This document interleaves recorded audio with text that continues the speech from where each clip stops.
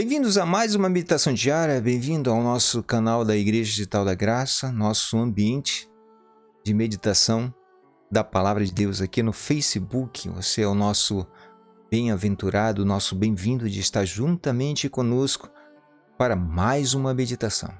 A Igreja Digital da Graça não é uma organização religiosa, é tão somente um ambiente de meditação da Palavra de Deus. Nossa meditação de hoje, ela tem como tema semeie o que de fato é importante para a vida. O texto base de nossa meditação está no livro de Jó, no capítulo 4 e no versículo 8. E diz o seguinte: segundo o que tenho visto, os que lavram iniquidade e semeiam mal, isso mesmo eles cegam. Quando nós lemos lá no Salmo 73, no versículo 3, um salmo de Asaf, nós vemos o salmista declarar a inveja que sentia dos arrogantes, ao ver eles prosperando, ao ver a prosperidade dos perversos. E mais, ele expõe os argumentos que a maioria de nós também, com certeza, compartilharíamos se nós também víssemos prosperarem. Ele diz: para eles não há preocupação. O seu corpo é sadio e nédio, ou seja, gordo. Não partilham das canseiras dos mortais, nem são afligidos como os outros homens. Daí a soberba que os cinge como um colar e a violência que os envolve como um manto. Os olhos saltam-lhes da gordura. Do coração brotam-lhe fantasias. Por isso o seu povo se volta para eles. O que Asaf quer nos dizer é que, sim, os arrogantes, os perversos, os iníquos, neste mundo, eles se dão bem, e muito bem. Neste mundo, eles levam vantagem, Ricom leva vantagem. Neste mundo são bem-sucedidos? São bem-sucedidos, sim. Neste mundo se mostram como verdadeiros exemplos que devem, ser seguidos, exemplos de que é possível viver bem sem Deus e que tal vida torna-se atraente e desejável? Sim, muitas pessoas sentem isso. Que eles são respeitados e venerados por seu povo, que os idolatram e julgam ser excepcionais por atingirem o topo do sucesso. Serem os top da existência. Jó, lá no capítulo 21, no versículo 7 até o versículo 8, ele faz uma pergunta aos seus amigos e ao mesmo tempo também ele responde essa pergunta. Ele diz o seguinte, ele faz a pergunta assim: como é, pois, que vivem os perversos, envelhecem e ainda se tornam mais poderosos? E aí ele responde: seus filhos se estabelecem na sua presença e seus descendentes ante seus olhos. As suas casas têm paz sem temor e a vara de Deus não os fustiga. Num olhar bem simplista, qualquer um seria capaz de questionar a justiça de Deus e julgá-la injusta demais.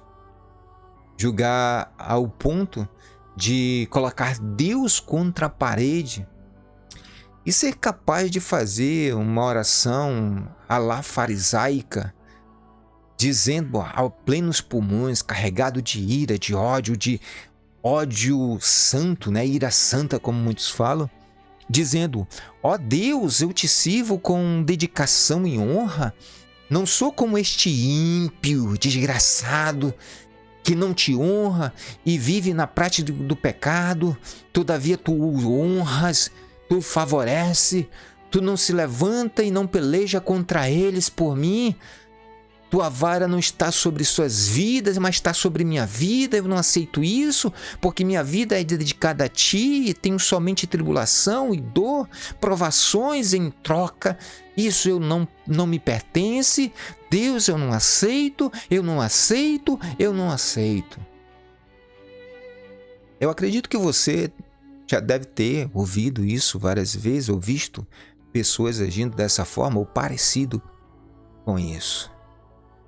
Sejam elas pessoas religiosas ou não, sejam líderes religiosos ou não, mas que ensinam teologias voltadas para insuflar o ego dos liderados, a instruir em uma prosperidade a qualquer custo, a alcançar um sucesso barganhados com base em barganhas, barganhados com Deus.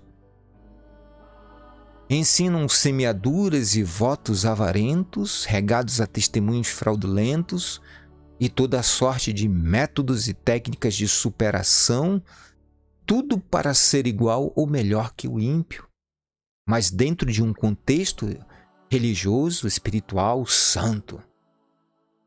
Uma inveja santa. No versículo 12 do Salmo 73, Asaf, quase como num desfalecer da fé, declara: com efeito, inutilmente conservei puro o coração e lavei as mãos na inocência. Ele não estava vendo ali benefício algum, pois o que estava diante dele era tão somente a aflição e a ideia de castigo, enquanto o ímpio estava muito bem, obrigado. E quando nós trazemos essa visão para os dias de hoje, seria o mesmo que dizer que não vale a pena viver uma vida piedosamente. Que tudo de ruim que nos acontece, ou é castigo de Deus, que Deus está infligindo, um castigo injusto de Deus infligindo sobre nós, ou porque nós estamos em pecado. E que tal vida de pureza e inocência é para os tolos, para os ignorantes, para os bestas, como muitos pensam. Porque muitos têm abandonado o Evangelho.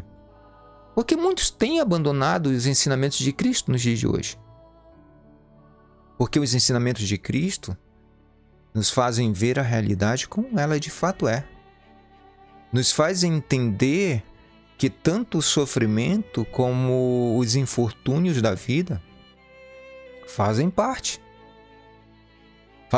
da existência e que devem ser encarados com naturalidade, como um meio de ganhar experiência. Que nem tudo na vida é sucesso e que muitas das vezes o fracasso vai bater à nossa porta. Mas aquele que vive de fato o Evangelho, ele vai entender que tal fracasso, tal infortúnio, muitas das vezes vai apontar sempre a uma necessidade de se repensar a vida, de ajustá-la à graça de Deus e de melhorá-la.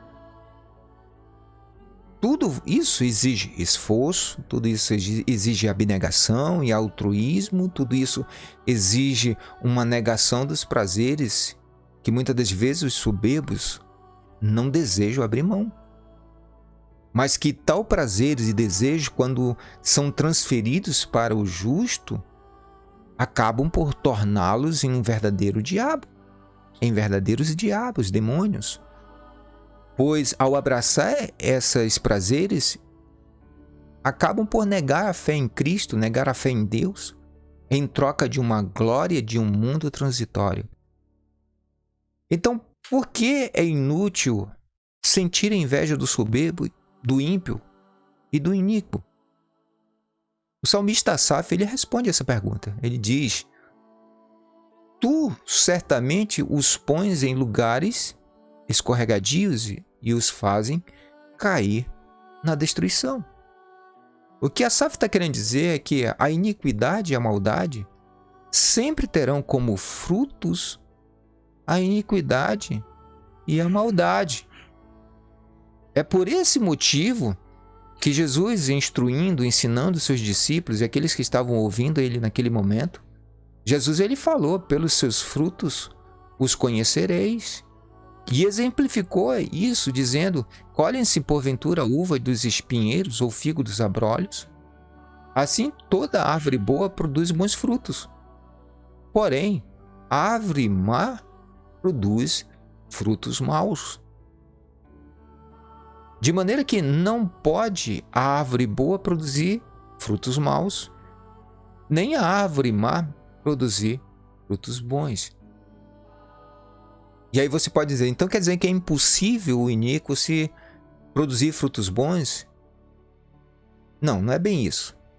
Ele pode produzir frutos bons? Pode sim. Ele pode.